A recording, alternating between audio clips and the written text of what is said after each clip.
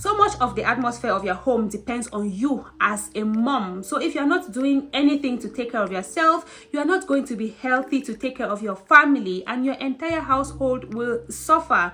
So really, you are not being selfish for taking care of yourself, because you are the one who takes care of everyone else in the family. Hello everyone, welcome back to my YouTube channel. I hope you're all doing well. Thank you so much for clicking on today's video.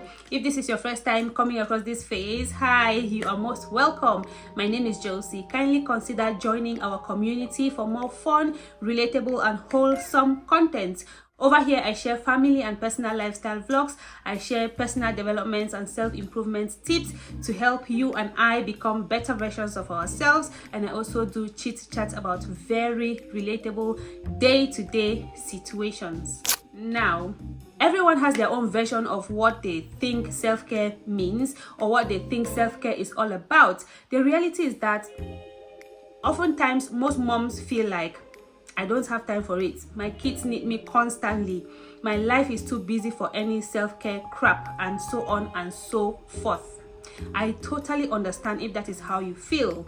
I'm a mom too. Hello, a mom of two living abroad with no domestic staff. I know that as moms, we all want to take care of everyone and make sure that everybody is fine in every way possible. But who takes care of you? If you don't find ways to take care of yourself too, you will eventually burn out. And when that happens, you'll become a horrible human being to the same people that you so badly want to love and care for. There's no way you can be your best self and give your best to your loved ones if you feel physically exhausted and mentally drained. Your kids cannot even enjoy their mama if she's constantly tired and grumpy, especially the mamas living in the Western world.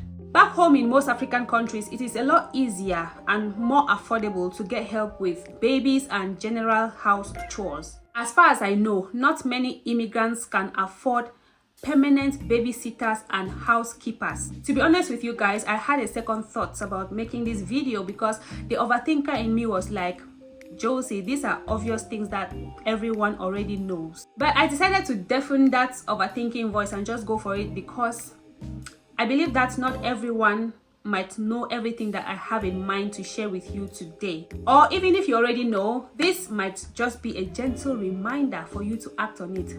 Self-care is not a one-size-fits-all. What do you like? What brings you joy and excitement? What can you afford at this phase of your life? What can you afford at this point in time? What are your preferences? What I would like to offer you today are 7 self-care tips for you as a mom when you are tired and busy and you don't feel like you actually have time for any self-care activity. Even if you are not a mom, you definitely can still do some of these things as a form of self-care. And hey, I never come at you with all these talks from a place of perfection or claiming to know it all or to say I have all the answers and I want to show you the way. I am only sharing what has been working for me in my 8 years of being a mom, and also what has been working in the lives of other moms that I do interact with in real life. Hopefully one of these 7 tips would be something that you can try out and that can help you re-energize and not feel burnt out all the time and be able to tackle your daily tasks of raising kids. You can be a self-sacrificing mother and still take care of yourself. Let's get right into it. Tip number 1, try to get more sleep. I know somebody is rolling their eyes at me like, what is she talking about? How do I sleep when my baby is not sleeping? Or how do I sleep when my kids are not sleeping? But try to get more sleep. Sleep is so valuable. If you are feeling exhausted, you don't have to finish every chore before you rest. Learn to sneak in a nap when you can. This is something that I have only started doing of recent, and trust me, whenever I do, I end up feeling a lot better and I become a lot more productive than I used to be when I did not take any naps. I used to be that mom who would want to finish every chore and make sure that everybody has gone to bed at the end of the day before I can now sit down to rest. I never used to know what nap is within the day. Sometimes even when the kids are at school, I'll try to edit videos, I'll try to film a video, I'll have my business to take care of, I have shopping to do, I have cooking, cleaning, and all the homemaking duties. And when I don't feel well rested, I am irritated by every little thing, and I end up yelling at these innocent children for things that I will normally not yell at them for if I was not feeling drained. Nowadays, I try to prioritize sleep, even for the sake of my health long term. If I did not get enough sleep the previous night, once I drop off the kids at school, if I don't have any appointment to attend, I try to get at least 2 hours of sleep before I carry on with the rest of my activities, and I don't feel guilty about it. And trust me, whenever I do, I end up feeling a lot better and I end up becoming a lot more productive. Maybe what you need to do is just kick yourself in the butt and stop watching all those shows and try to get some sleep. Just try to get adequate sleep and it will make a huge difference, I promise you. The next point I would like us to talk about is pamper yourself. Try to pamper yourself from time to time. It could be something as little as buying your favorite food or a dessert that you crave. Lock yourself up in the room and eat it. Sometimes you can do something special for yourself that brings you joy and excitement. You can go for a hotel spa getaway if you can afford it. Why not? Go for a hotel spa getaway without your spouse, without your kids, just you alone. It doesn't have to be a week-long vacation, although that is very helpful. But if you cannot have that, just a weekend away or even a full day away can be so beneficial to your general well-being. Go get some skin treatment, give yourself a facial, get some deep massage and relax. If you can afford to go away to a hotel for a weekend, just go and get the hotel services to serve you breakfast, lunch, and dinner because you absolutely deserve it. You can also delegate some tasks to your partner, to the father of your children, if you happen to live with him in the same house. You don't have to do everything by yourself. If you happen to have a bathtub, from time to time, fill it up with warm water. Get into your bathroom, lock your bathroom door, get in that bathtub, soak up yourself, and just relax your mind. Also, from time to time, ask for help from other people. People who love you would want to help you. Not only your partner can provide help. If you have a community of people that you get along with and who you trust, you can ask them to look after your child or your children for a few hours while you take some time away to take care of yourself. You can run to the spa for a quick 1 hour massage, and by the time you come back, you'll be feeling a lot better. And it is not only about you asking for help from these people. If you are lucky to have people who are ready to look after your children for you while you rush to do 1 or 2 things, then you too should be ready to do the same for them when they need you. You'll not feel so burnt out if you can get a little help. Having a helping hand definitely makes a difference. Don't expect to be a superhero and do everything by yourself. Go ahead and ask for help. The next point on my list is bask in nature's goodness. When we go shopping, sometimes we are with the kids. We go to parties, we are with the kids.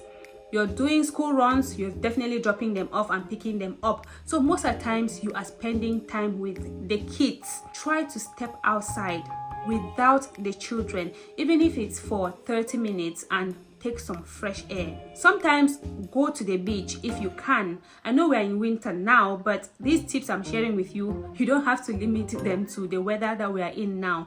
Most beaches have free access, unless maybe you want to access certain activities, paid activities. If not, then you can just go to the beach, go sit there and enjoy the water waves. If you happen to have their dad around, or if you happen to have other people to help you with the kids, the moment they are willing to stay with the children, just take a walk in a serene environment. Watch the sunset, feel the wind, get some evening breeze, and just relax your mind. You don't really have to exercise or do anything when you take a walk. Just go and sit. Breathe in the air and admire nature. I am lucky to live close to a park, When my husband is at home with the kids, if I'm feeling exhausted or if I feel like I just need some fresh air, I just take a walk to the park and I sit there, and it does so much good to me mentally, and I believe that it can do a lot of good to you as well. If you happen to have such facilities around where you live, make good use of them. The next point I would like to share with you is get silly. You can record a playful TikTok video. This is not something I do a lot because it is not in my nature. I just don't know how to be silly. What works for me most of the time is just play music, and I put the volume really high and I sing along to my favorite music and I dance. And by the time I'm done singing and dancing, I feel a lot better. But if TikTok is your thing, you can go ahead and record a playful TikTok video or an Instagram or Facebook reel. Or you can sing and dance along to your favorite music like myself. Or if you don't like any of those, you can watch comedy skits. I watch comedy skits sometimes as well. If I'm feeling mentally exhausted and I'm maybe washing plates or cooking, I can just put a funny comedy skits. There are a lot of comedians out there. I just put one of them and I watch and I have a good laugh. Even though I don't create TikTok content, sometimes I go on TikTok to just watch funny. There are a lot of funny videos on TikTok. Trust me, if you don't have TikTok, you might want to download it. Even if it's not to create TikTok content, just follow some accounts there that creates the kind of content that makes you laugh. No matter what social media account that you have, I'm sure that you can find very funny people on there. Just watch them. Sometimes when you're feeling mentally exhausted, watch them and wind down, and by the time you're done laughing, you'll feel a lot better mentally. The next point I would like to share with you is to put your phone aside. You can put your device or your devices on silent mode. Give those WhatsApp messages, those Facebook notifications, those Instagram notifications, Snapchat and TikTok pop-ups, give them some space. And for someone who has WhatsApp, you have Facebook, you have Instagram, you have TikTok, you have Snapchat, and all these things are sending you notifications every now and then. I don't know how people cope with that, but for me, no, it doesn't work, because whenever I get a sound, I want to check what is going on. So the best thing that I decided to do for myself was to switch off those sounds from all those apps. All the notifications on all the apps that I'm active on are off. The only thing that makes a sound on my phone is my ringtone and my SMS notification. The rest, even YouTube, which is my favorite app, the notifications are off. If I don't come on it, I don't see that somebody commented or somebody replied on a comment that I left on YouTube. I don't get the urge to jump on my phone because I got a notification. No. I only visit those apps when I want to check if something is going on that requires my reaction. That has honestly been working well for me. You can try that. If you're somebody who is so busy on all these social media apps and usually get overwhelmed with notifications, you can try to turn those notifications off and spend some time with yourself, and only visit those apps when you are mentally ready for it, not because you got a notification. Not checking your phone more often than necessary and then ending up getting overwhelmed with all the information that is coming in from all those apps, getting mentally exhausted when it is something that you could easily avoid just by turning off your notifications and just putting your phone somewhere and only check when you are mentally ready for it. The next point I would like to share with you is find time for friends. I totally understand that not everyone is keen on friendships nowadays, but if you happen to have some good friends in your life, you guys can arrange a lunch date and go to a restaurant, share a meal with your friends. Or if you happen to live in the same town with your friends, you can arrange like a sleepover. If your friends have kids, you can take your kids to your friend's house and you guys have like a family sleepover. Just something different away from your own home can be of so much good to you mentally. Or if you have a friend who does not have kids and you happen to live with your spouse, you can arrange to leave your kids with your spouse and go over to your friend's house and have a sleepover with her over there without any children, because it wouldn't make much sense that you leave your own kids at home and go to your friend's house for a sleepover who also has kids. Because as mothers, we tend to care for every child, so it will not make sense that you leave your own kids at home to go for a sleepover at your friend's house without your kids, meanwhile she has kids. And when you sleep and not have to wake up because one of your kids needs you, you have a good sleep and you wake up feeling a lot better. As moms, we all know that sometimes you really wish you could sleep a lot longer, but because your child is awake and needs you, there's no way you can continue sleeping. Like Abigail, when Abigail wakes up, there is no way I can sleep. I'll have to wake up and attend to her. If not, she'll be pushing my head. Mommy, wake up. Mommy, I want milk. Mommy, I want this. How can you sleep when a child is doing that? So if you have the opportunity to have a sleepover at your friend's house, arrange that and do it. But if you can't have a sleepover, from time to time you can go have lunch with your girls. Just go away for a few hours, 3, 4, 5 hours away from your kids. Or you can do a fun get together with your girls.